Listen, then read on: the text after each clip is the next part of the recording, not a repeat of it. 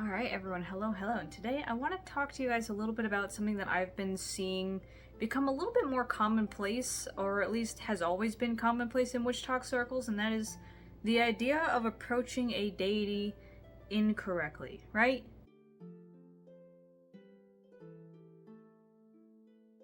By the way, if you want to see these videos 2 weeks earlier, consider subscribing to my Patreon, where you not only get all these videos, but also recipe cards, specific deity profiles, and lots of other interesting things to look at. Video tiers start at $10 a month, so definitely consider checking it out. A lot of times I hear people say like, oh, I want to get into deity work, I want to get into working with entities, but I'm really scared of doing something wrong, of being disrespectful.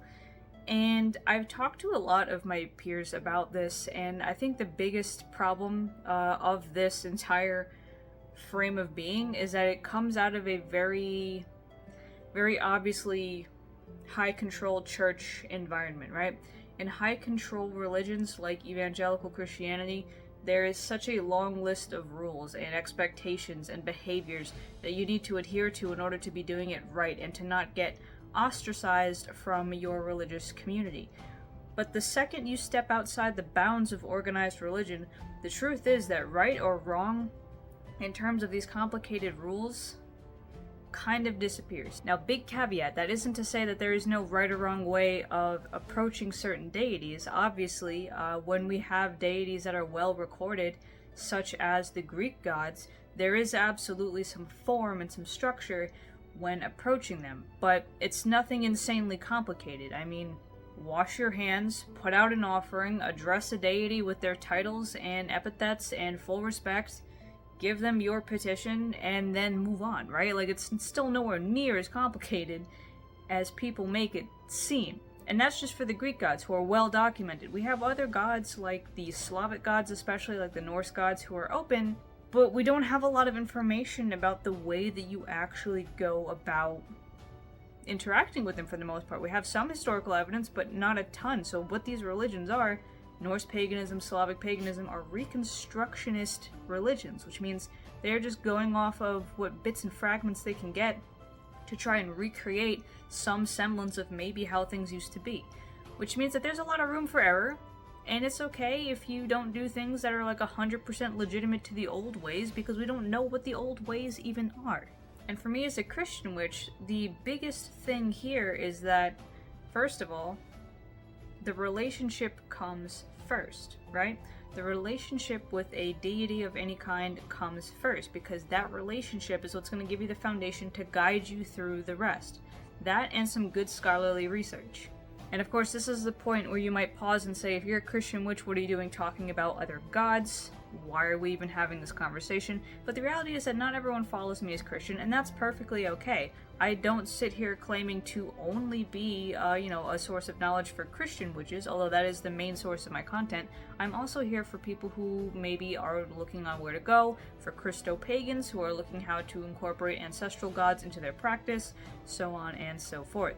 I've already discussed at length topics like monolatry and what the Bible actually says about whether or not other gods exist or not, whether or not it is okay to engage with other gods or not, and you can find all of that on my website blog, actually. So I have one blog post that goes into that in depth. And so as a result, right, the conclusions I draw as a Christian witch is that if you are a Gentile, as in not a Jewish person, you have ancestral gods that are not God.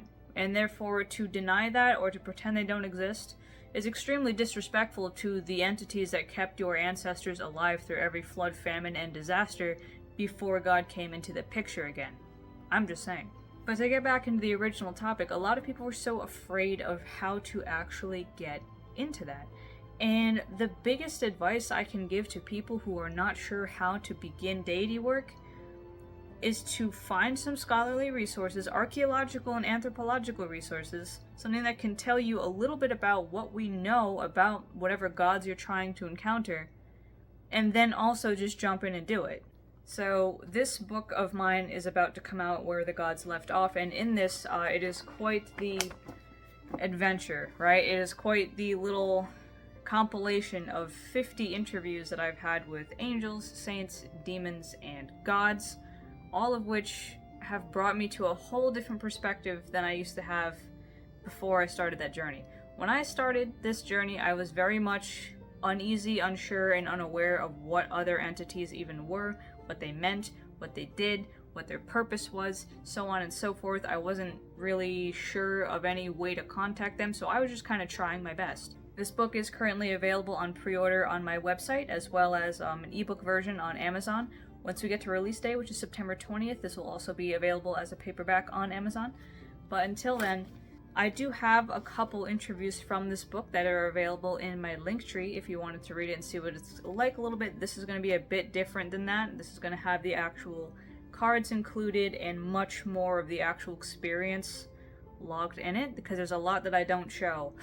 There's a lot that I don't show on my normal write-ups that just feel like a lot of detail that is in this book. And let me be perfectly clear, I messed up a lot in this journey. I did things very, very wrong.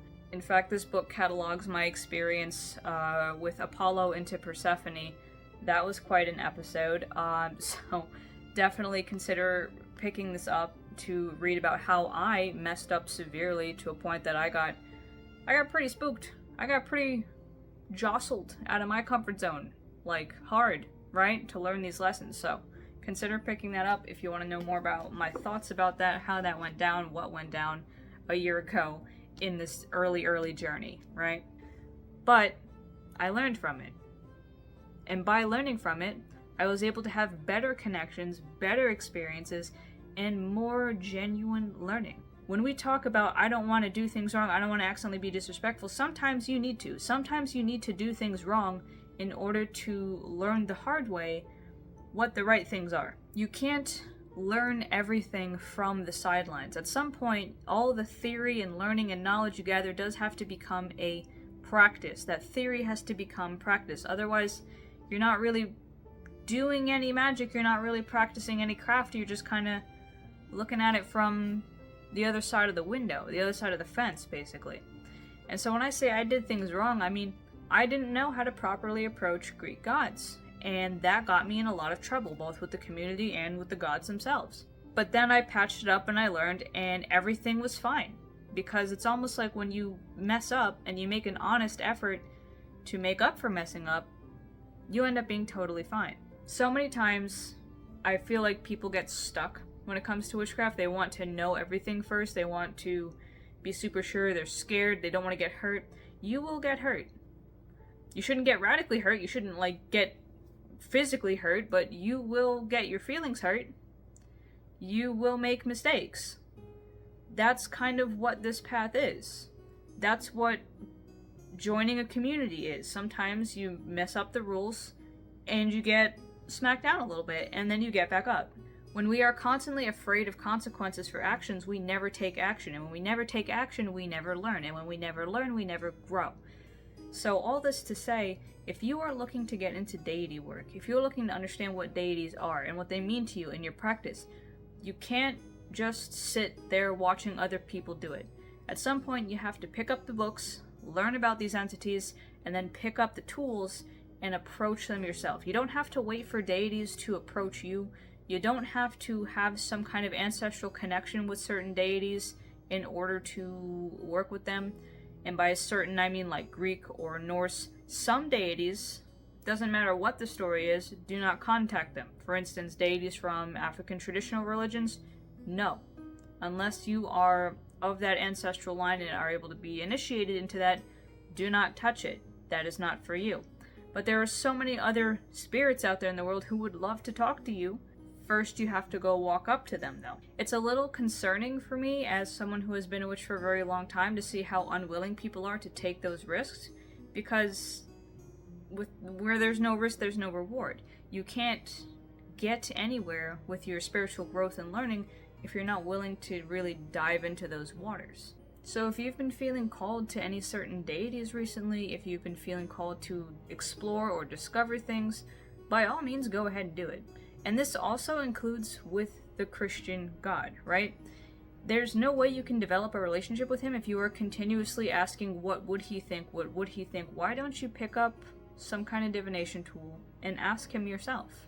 This is especially now as a Christian, which is something I get a lot of times where people are like, I don't know what God thinks about this, I don't know. And a lot of times, even with clients or people who book appointments with me, I'll just pull out a deck of tarot cards and I'll say, why are we speculating? Let's just ask. Let's just ask him. Because I think people take for granted that that's something you can do. A lot of mainstream Christianity has told us that this is not something we're allowed to do. We're not allowed to ask God questions and actually get an answer. Or, you know, maybe they've had experiences before themselves where they tried to ask and they got no discernible answer. But the problem is, no one's really taught how to get a discernible answer, right? So a lot of times it could be that someone, you know, God or Jesus was trying to get to you, but maybe you just couldn't recognize what that message looked like.